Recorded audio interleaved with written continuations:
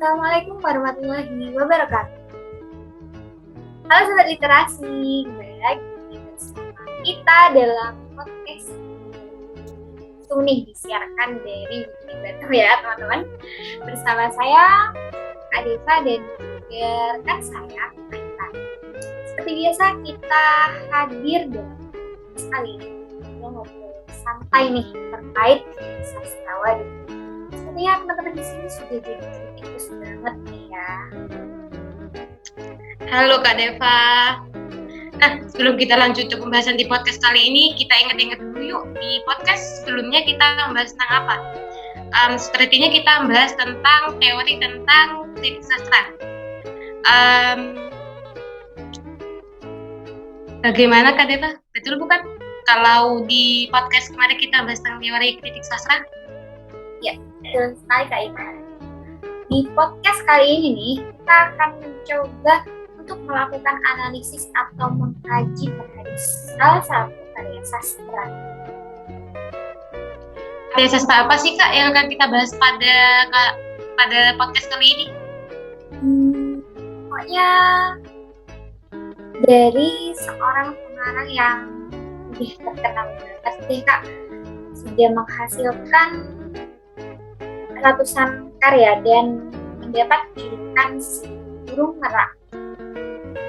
Kalau sudah ratusan karya itu sepertinya sudah banyak yang tidak asing lagi ya.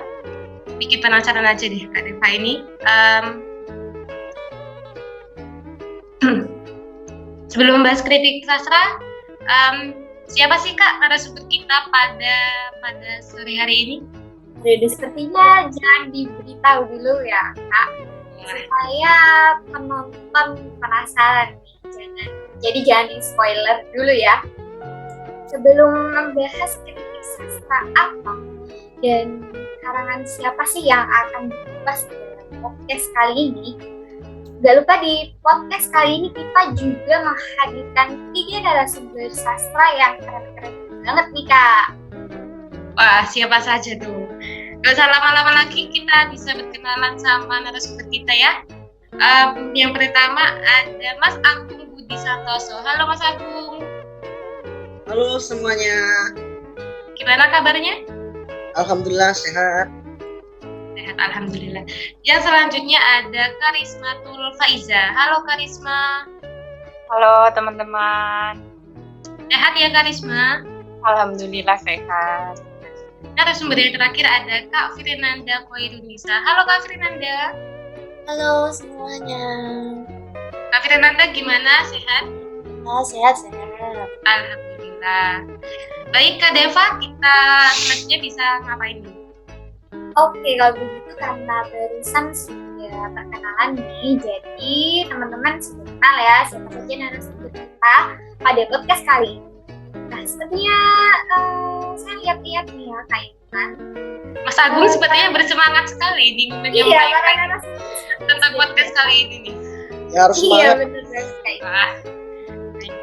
Langsung saja nih, untuk mengupas tuntas pembahasan kita pada podcast kali ini, langsung saja dipersilakan kepada narasumber kita. Oke, terima kasih atas waktunya kepada moderator ya. Jadi begini teman-teman, pada siniar kali ini kita akan membahas sebuah karya yang ditulis oleh si burung merak. Ya, tentu saja tidak perlu diberitahu lagi dong siapa si burung merak ini. Teman-teman juga pasti paham. Ya, betul sekali.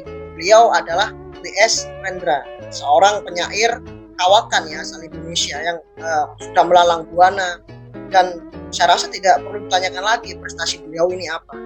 Oke.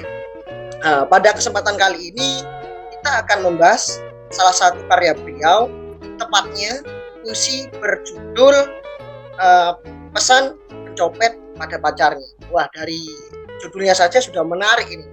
Apa sih kira-kira yang disampaikan seorang pencopet kepada pacarnya? Oke, mulai dari dasarnya dulu ya. Puisi ini ditulis oleh beliau pada tahun 1972 di Jakarta. Dan secara fisik puisi ini terdiri dari 7 bait, dan setiap baitnya terdiri dari 5 sampai 17 barik atau berisi. Kemudian untuk isi dari puisi ini sendiri ialah menceritakan seorang Siti yang merupakan pacar dari pencopet. Nah, Siti lebih memilih menjadi simpanan seorang kepala jawatan daripada harus menikahi seorang pencopet yang nasibnya pun tidak menentu ya. Kemudian si pencopet ini juga berpesan kepada Siti agar tidak ragu-ragu, tidak segan-segan untuk menguras harta si kepala jawatan. Karena apa? Karena kondisi Siti yang sedang mengandung janin si pencopet tentu harus dijamin hidupnya agar sejahtera, yang pastinya tidak bisa didapatkan ketika Siti memilih bersama si pencopet. Akhirnya si pencopet menyarankan Siti untuk tidak ragu-ragu itu tadi, untuk menguras harta si kepala jawatan. Karena maling menipu maling itu sudah biasa menurut pencopet. Sehingga Siti lebih mantap lagi menjalani perannya sebagai simpanan seorang kepala jawatan, atau istilah lebih kerennya untuk saat ini disebut pelakor juga bisa. Seperti itu. Wah, terima kasih Mas Agung untuk penyampaian materi tentang puisi yang akan dibahas di podcast kali ini. Setelah isi puisi yang akan disampaikan oleh Mas Agung, pastinya dalam setiap puisi atau karya sastra itu pasti terdapat kritik yang bisa dianalisis oleh pembacanya. Bagaimana kalau kita tanya pendapat yang pertama dari Kak Firinanda tentang analisis kritik sastra terkait puisi tentang pesan pencopet terhadap pacarnya. Dipersilakan untuk Kak Firinanda. Oke, terima kasih. Jadi pada kali ini kita mau melakukan kritik ke sastra mengenai puisi yang berjudul Pesan Pencopet untuk Pacarnya ya. Dilihat dari keterangan yang udah dipaparkan sama Kak Agung, jadi kita akan menggunakan kritik sastra dengan teori objektif. Nah, teori objektif ini merupakan teori yang memandang karya sastra tersebut terlepas dari perasaan dari pengarangnya. Jadi tidak ada unsur-unsur seperti biografi pengarang atau yang lainnya. Jadi memang benar-benar murni kita melihat karya sastra ini, mulai dari diksinya, mulai dari sudut pandangnya, mulai dari settingnya, mulai dari figuratifnya dan yang lainnya. Nah, pada kali ini aku akan mencoba untuk melakukan kritik sastra ke puisi Pesan Pencopet untuk Pacarnya dari Diksi. Nah, setelah aku baca puisi-puisi dari puisi Pesan Pencopet untuk Pacarnya ini, aku lihat untuk pemakaian bahasanya ini mudah untuk dipahami, tapi memang menggunakan beberapa kiasan-kiasan yang mana salah satunya itu terdapat salah satu kontribusi bahasa yang lain. Salah satunya adalah kontribusi dari bahasa Jawa. Contohnya pada kata atau kalimat dari puisi, yakni mentari ngloyor muntah di laut. Nah, mentari ngloyor muntah di laut ini, kata ngloyor ini merupakan salah satu diksi yang mana kontribusinya ini berasal dari bahasa Jawa. Mentari ngloyor muntah di laut ini memiliki arti bahwa hari itu sudah mulai petang dan mataharinya itu sudah mulai tenggelam di ufuk barat.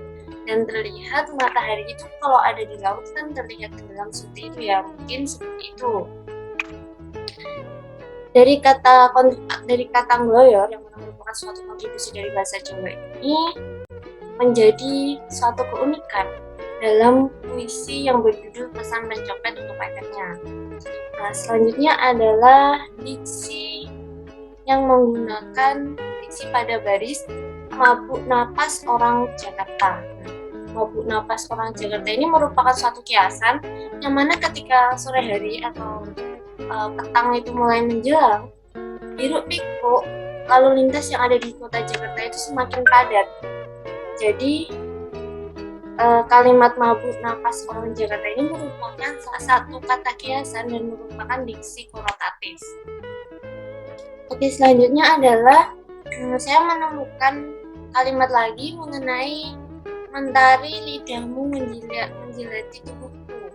Nah, ini merupakan salah satu diksi konotatif juga, karena di samping di sini diksi juga terdapat majas nih.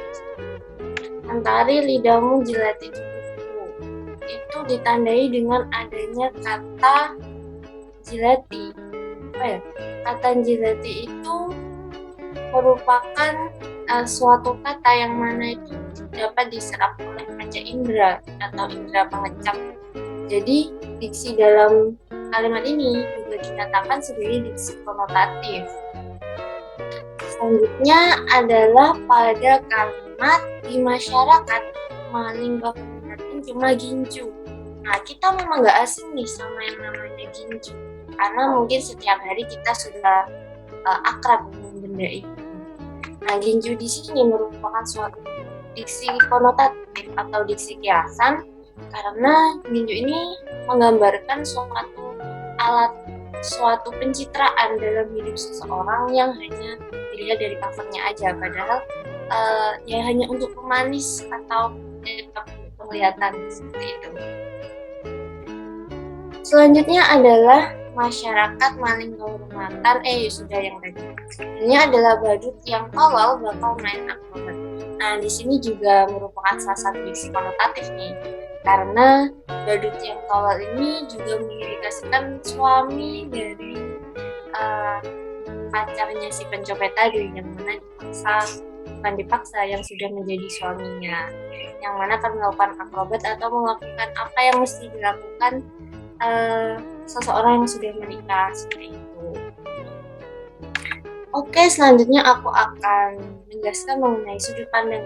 Sudut pandang dari puisi ini menggunakan sudut pandang orang pertama, karena terdapat kata aku atau beberapa baris atau beberapa kata yang terdapat dalam puisi ini menggunakan kata penyebutan aku, yang merupakan salah satu contoh dari sudut pandang orang pertama. Contohnya pada baris cintamu padaku tak pernah kusangsikan. Kataku atau tambahanku ini atau yang menunjukkan kepemilikan ini merupakan salah satu ciri dari sudut pandang orang pertama di dalam puisi. Jadi baris-baris yang terdapat kataku, saya seperti itu merupakan satu sudut pandang orang pertama, yang mana memperlihatkan sikap pencopet itu mengajarkan bahwa memiliki hati ikhlas merupakan hal yang pertama atau hal yang utama untuk diperjuangkan apapun kondisinya.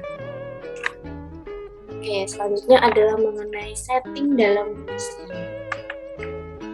Setting dalam puisi ini banyak menunjukkan setting waktu. Berikut adalah beberapa contoh dari setting waktu di puisi. Misalnya, mentari nggoyong mentari di laut itu menunjukkan setting waktu sore hari atau menunjukkan malam akan tiba kurang sebentar lagi. Dan selanjutnya adalah dan sekarang setiap sore bagaikan pisang yang ranum.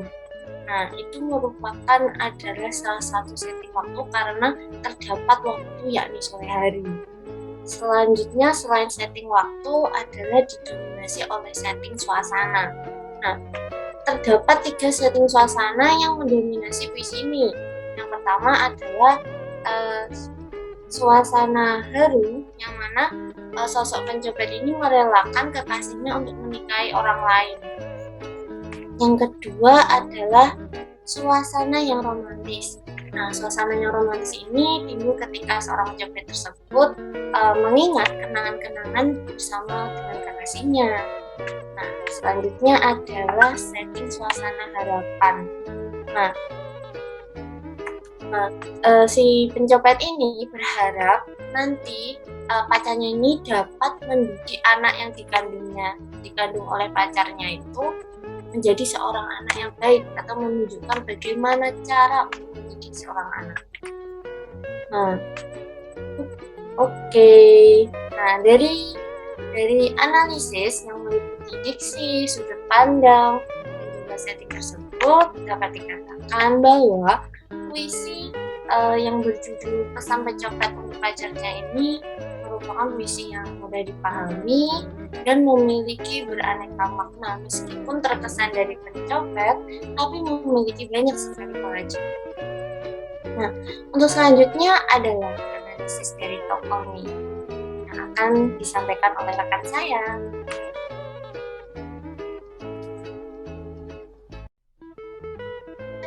Bisa aku mulai nih, Kak Deva, Kak Intan? Boleh Kak, bisa silakan. Ya, selanjutnya aku mau bahas ini, tokoh yang ada di puisinya W.S. Rendra itu, yaitu pesan pencopet untuk pacarnya. Nah, setelah kita baca dan sesuai dengan apa yang disampaikan Agung tadi, di sini disimpulkan bahwa tokoh yang ada di puisi itu tadi ada 3 orang. Yang pertama yaitu tokoh aku atau pencopet, yang kedua itu tokoh Siti, dan yang ketiga adalah tokoh kepala jawatan atau suami Siti itu tadi. Nah, tokoh aku ini adalah tokoh seorang pencopet yang nasibnya untung-untungan. Seorang yang begitu mencintainya, yaitu Siti itu tadi, lebih memilih dia. Meskipun dia memiliki suami kepala jawatan, tapi cinta Siti kepada pencopet itu tidak pernah luntur begitu ya. Kemudian yang kedua ada Siti, tokoh Siti yaitu seorang wanita yang sedang mengandung yang merupakan pacar dari tokoh aku atau si pencopet itu tadi. Namun Siti ini tidak menikah dengan tokoh pencopet, melainkan dengan kepala jawatan itu tadi. Dan yang terakhir adalah tokoh kepala jawatan, yaitu lelaki yang menjadi pilihan Siti dibanding tokoh aku, karena ada beberapa masalah itu tadi ya yang disebutkan Agung tadi, karena masalah ekonomi, jadi Siti harus memilih kepala jawatan daripada memilih si pencopet itu tadi. Begitu Kak Deva dan Kak Intan. Waduh, sepertinya pembahasan yang sudah dipaparkan oleh Anda beserta Karissa tadi membuat podcast ini cukup panas ya. Mungkin bisa ditambahkan lagi oleh pemateri, oleh narasumber kita yang selanjutnya, agar yang menonton podcast ini bisa jadi lebih semangat lagi dan lebih muda lagi. Silakan kepada Abi. Baik, terima kasih atas waktunya Kak Deva ya. Dari analisis yang sudah narasumber yang lain berikan, saya akan menambahi ya terkait verifikasi dalam puisi ya. Verifikasi ini terdiri dari 3 bagian, yaitu yang pertama ialah rima, kemudian yang kedua ritma, yang terakhir adalah metrum. Kita bahas satu-satu nih ya, mudah. Dan kita hubungkan bagaimana sih hubungannya antara ketiganya ini dengan puisi W.S. Rendra, Pesan Pencopet pada pacarnya ya. Oke, yang pertama mulai dari rima. Kita mulai dari yang sederhana dulu, dari pengertian rima itu sendiri. Rima adalah pengulangan bunyi pada puisi ya, dapat berada di dalam larik atau di air larik seperti itu. Berhubung puisi Rendra ini termasuk dalam kategori puisi baru, alhasil puisi Pesan Pencopet pada pacarnya ini tidak terlalu terikat dengan aturan rima seperti yang ada dalam puisi lama ya.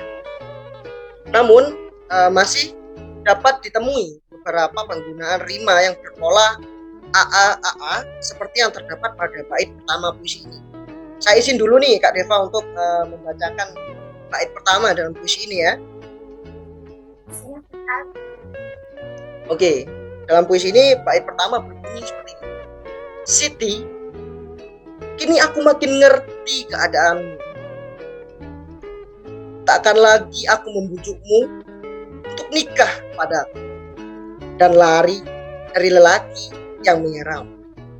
Dari bait pertama itu kan sudah kita dengarkan ya, ada pola AA pada setiap barisnya, yaitu keadaanmu membujukku padaku dan menyerangmu. Itu adalah suatu bentuk rima akhir ya, di akhir penulisan larik dengan pola AA. Seperti itu untuk contoh rima yang ada dalam puisi ini. Kemudian yang selanjutnya mari kita melangkah ke ritma. Mulai dari pengertian ritma itu sendiri. Ritma adalah irama, penataan bunyi yang membangun sebuah puisi. Ritma juga dapat didefinisikan sebagai pergantian tekanan tinggi rendah, panjang pendek, dan lain sebagainya dalam bait puisi. Ritma dalam puisi Pesan Pencopet pada Pacarnya ini dapat ditemui pada bait kedua. Nah, seperti ini. Nasibmu sudah lumayan, dari babu jadi selir kepala jawatan. Apalagi nikah padaku merusak keberuntungan. Nah, inilah yang disebut dengan ritma ya. Ritma adalah bagaimana seorang penyair menyusun bunyi, hampir sama dengan rima. Namun dalam penerapannya rima saling berhubungan dalam bait, sedangkan ritma tidak harus berhubungan seperti itu. Di sini juga ditekankan ada perbedaan panjang pendek, perbedaan tekanan dalam membaca puisi. Contohnya ada di dalam kata apalagi yang dibubuhi tanda tanya di belakang. Berarti penekanannya harus naik. Apalagi seperti itu. Karena berbentuk kalimat tanya. Ya. Jadi ada perbedaan tekanan di sana dalam membacanya. Itu adalah salah satu contoh ritma yang ada dalam puisi Pesan Pencopet pada Pacar. Lalu yang ketiga ialah metrum ya. Nah, kita ulas dulu pengertian metrum. Metrum menurut Pradopo adalah irama yang tetap. Pergantian sudah tetap menurut pola tertentu ya. Atau dapat disimpulkan metrum adalah gabungan rima dan ritma dalam puisi. Seperti itu. Jadi saya tadi sudah mencontohkan yang mana rima, yang mana ritma. Maka contoh dalam metrum ini adalah semua keseluruhan dalam puisi itu. Bagaimana seorang membacakan puisi karya Westendra itu disebut metrum. Karena metrum sendiri adalah gabungan dari rima dan ritma. Gabungan antara bunyi pada rima dan bagaimana kita membaca ritma ya. Ritma dalam membaca puisi. Melalui tekanan, perbedaan panjang pendek, dan lain sebagainya. Seperti itu dari verifikasi puisi. Bisa dilanjutkan mungkin dari pemateri yang lain ini. Ini karena situasi sudah mulai semangat ini ya untuk membahas, karena sudah mencapai setengah pembahasan. Monggo bisa dilanjutkan. Saya kembalikan ke moderator. Wah, dengar-dengar Kak Agung juga ingin membacakan puisinya? Waduh. Saya sebetulnya ingin membacakan puisi ini, tapi mengingat durasi pembacanya saja sudah 6 menit sekian, jadi saya harap mungkin di lain kesempatan ya saya akan membacakan puisi ini pada pemirsa agar bahasan lebih efektif. Mohon maaf ya. Iya, dari apa yang sudah disampaikan oleh narasumber kita, pastinya wawasannya kita bertambah dong pengetahuannya tentang kritik sastra terhadap puisi. Mungkin dari narasumber yang lain ada yang ingin ditambahkan atau menambah pengetahuan kepada pendengar kita yang lain, atau sudah cukup? Sudah cukup? Mungkin aku bisa nambahkan itu ya Kak, tentang analisis kata konkret di puisinya. Wah, masih ada tambahan pengetahuan nih dari Kak Risma. Silakan Kak Risma. Oke, terima kasih. Aku mulai ya. Ini salah satu analisis kritik sastra objektif ini ada analisis kritik kata konkret. Nah, di sini kata konkret itu adalah pilihan kata yang dapat mewakili sebuah wujud, fisik, dan makna yang sesuai dengan konteksnya. Nah, di dalam puisi W.S. Rendra ini kata konkret bukan lagi kata yang abstrak, namun kata yang benar-benar ada dan mungkin berbeda jika digunakan dalam puisi. Maksudnya antara penggunaan kata dengan maknanya itu juga bisa berbeda begitu. Nah, aku bahas yang pertama ya. Ini aku nemukan ada kata nikah dan lari. Nah, dua kata konkret ini menggambarkan perasaan si tokoh utama dengan tokoh Siti. Yang dimaksud pada nikah dan lari adalah keadaan hati si tokoh utama yang merasa bimbang karena seorang yang ia inginkan, si tokoh Siti itu mau, tidak dapat dia bawa karena dia harus memperjuangkan nasibnya dan si bayi itu dengan kepala jawatan itu tadi yang sudah menjadi suami Siti gitu. Kemudian yang kedua ini saya menemukan ada kata konkret lelawar terbang. Nah ini lelawar terbang di dalam puisi ini menggambarkan keadaan sore yang menjelang malam hari dengan cahaya yang remang dan kelelawar yang mulai mencari makanan. Nah di sini penggunaan kata tersebut akan menambah kesan sore yang mulai sepi dan menjelang malam ya, karena adanya lelawar terbang itu tadi. Nah itu juga termasuk kata konkret di puisi. Kemudian ada juga pada kata merusak keberuntungan. Nah kata konkret ini mewakili keadaan yang akan disesali nantinya. Contohnya pada puisi itu adalah hidup si tokoh utama yang hanya menjadi pencopet sudah pasti akan merusak kehidupan Siti itu tadi. Lah, maksud dari merusak keberuntungan yaitu hidup Siti bisa saja akan lebih menderita daripada kehidupan dengan si kepala jawatan itu tadi, karena memang sudah berbeda pekerjaan ya. Jadi kata merusak keberuntungan itu tadi akan lebih merujuk pada kehidupan Siti itu tadi jika bersama seorang pencopet. Kemudian ada juga pada kata terang repot. Nah, kata terang repot ini adalah kata konkret yang menggambarkan masa depan yang tidak sesuai dengan apa yang diimpikan. Nah, dengan kata tersebut, penulis mungkin ingin menyampaikan sebagaimana kehidupan seorang pencopet yang masa depannya itu akan sulit ya, dan tidak akan mendapat ketenangan karena ulahnya sendiri dibanding dengan kepala jawatan yang hidupnya akan lebih enak pastinya daripada si pencopet ini ya. Kemudian pada kata bukan bapak yang baik. Nah ini adalah termasuk kata konkret yang menggambarkan si tokoh aku hanya akan menjadi bapak yang tidak diinginkan. Barangkali bisa begitu karena profesinya sebagai pencopet ini akan membuat malu ya. Dan penulis juga menggunakan kata tersebut agar dapat mewakili hal-hal kecil yang sebenarnya ada pada sifat buruk seorang pencopet. Hanya saja tidak disampaikan secara langsung, tapi disampaikan dengan menggunakan kata konkret itu tadi. Kemudian yang selanjutnya adalah mentaring gloyor. Mentaring gloyor muntah. Nah ini adalah salah satu kata konkret yang menggambarkan keadaan yang selalu ada di lautan. Kata konkret yang satu ini menggambarkan keadaan senja yang sedang melukiskan dirinya di lautan. Itu maksud dari mentaring gloyor muntah itu adalah lukisan itu loh, cahaya yang di lautan seperti itu, hanya saja digambarkannya dengan kata yang tidak sesuai begitu. Karena di saat senja matahari akan lebih terlihat indah di antara langit dan lautan, sehingga penulis menuliskan hal tersebut dengan kata-kata yang sebenarnya tidak sesuai gitu ya. Kemudian ada lagi ini, carilah keselamatan. Carilah keselamatan ini mungkin akan berbeda konteks ya jika digunakan di puisi. Karena carilah keselamatan ini dalam puisi pesan pencopet untuk pacarnya memiliki maksud bahwa si tokoh aku itu meminta tokoh Siti untuk mencari keselamatan dalam hidupnya supaya tidak merasakan hidup yang susah bersama seorang pencopet yang tidak tahu kemana arah hidupnya gitu. Sehingga kata konkret keselamatan adalah hal yang mewakilkan keadaan menjauhkan diri dari masalah hidup yang berat. Contohnya yaitu ikut seorang pencopet itu tadi ya.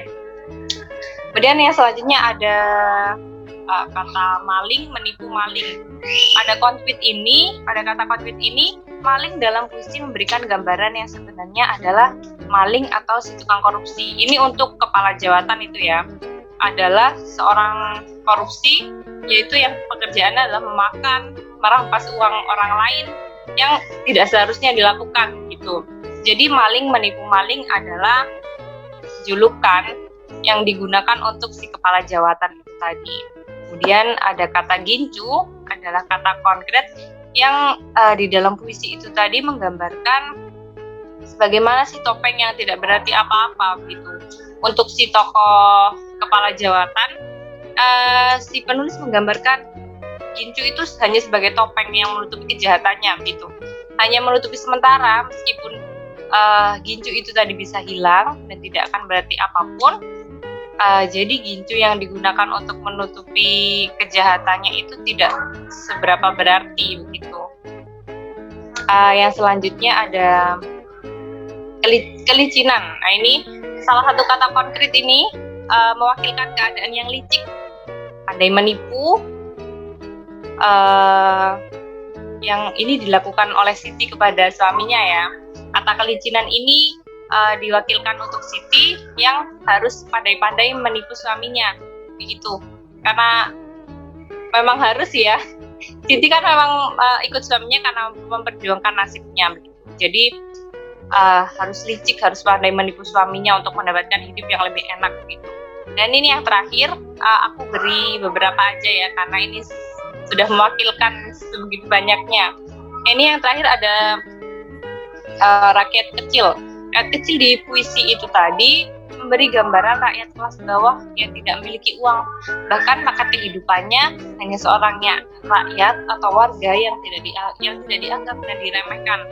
Maksudnya di sini adalah tidak sebanding dengan kepala jawatan itu tadi. Sama seperti si tokoh aku atau pencopet ini juga dianggap rakyat kecil di dalam puisi itu. Gitu Kak Deva dan Kak Intan. Mungkin beberapa aku kasih informasi tentang kata konkret itu tadi ya, singkat saja. Baik, terima kasih kepada Karisma. Bagaimana, apakah dari Kak Agung, apa ada yang ingin ditanyakan? Mungkin sedikit saja ya, moderator, dan bisa digunakan sebagai penutup dari diskusi kali ini ya, mengenai bahasa figuratif yang digunakan dalam puisi Pesan Pencopet pada pacarnya. Kita mulai dari definisi bahasa figuratif itu sendiri ya. Bahasa figuratif ini adalah bahasa yang digunakan penyair untuk menyatakan sesuatu dengan cara yang tidak biasa. Ya, ini cara langsung mengungkapkan makna atau kata bahasanya bermakna kias atau makna lambang. Sederhananya, bahasa figuratif ini adalah kita sebutnya atau kita mengenal dengan istilah majas ya. Namun, saya rasa dalam penerapannya di puisi Pesan Pencopet pada pacarnya ini, penggunaan majas tidak terlalu ditekankan ya, karena W.S. Rendra ingin mengungkapkan puisinya secara gamblang tanpa harus yang ditutup-tutupi. Kita tidak perlu berbekal apapun sudah paham dengan apa yang ingin disampaikan oleh W.S. Rendra, karena bahasa kiasan yang dituliskan oleh W.S. Rendra tidak atau mudah dipahami oleh pembaca secara awam. Jadi kita tidak perlu kebutuhan khusus atau kebutuhan ilmu khusus untuk memahami apa sih sebenarnya yang ingin disampaikan oleh W.S. Rendra. Seperti itu mungkin moderator dan pemateri. Baik, terima kasih kepada Kak Agung. Sepertinya sudah cukup nih Kak Deva dari apa yang sudah disampaikan oleh narasumber kita ya. Iya, benar banget. Untuk pendengar podcast kali ini bisa nih kita sepertinya mengakhiri podcast kita pada kali ini. Sampai ketemu untuk podcast kita di lain waktu. Untuk Kak Deva gimana? Ya, mungkin podcast kita selanjutnya bisa dilaksanakan di lain kota lagi ya, selain di Bikini Bottom ya teman-teman. Betul sekali. Ya, keren banget nih pembahasan kita pada kali ini ya teman-teman semua, dan insya Allah pembahasan kita pada kali ini akan bermanfaat juga untuk para penonton podcast ini pastinya ya, apalagi untuk mahasiswa yang akan melakukan analisis juga nih terhadap karya sastra dengan menggunakan kritik sastra. Sekian mungkin podcast kali ini, bisa ditutup ya teman-teman. Bisa dong. Boleh. Terima kasih ya untuk Mas Agung, Kak Fernanda, dan Karisma atas pada materinya. Semoga bisa bermanfaat untuk pendengar kita semua ya. Amin. Sampai jumpa di podcast selanjutnya. Bye. Sampai jumpa. Sampai jumpa. Terima kasih.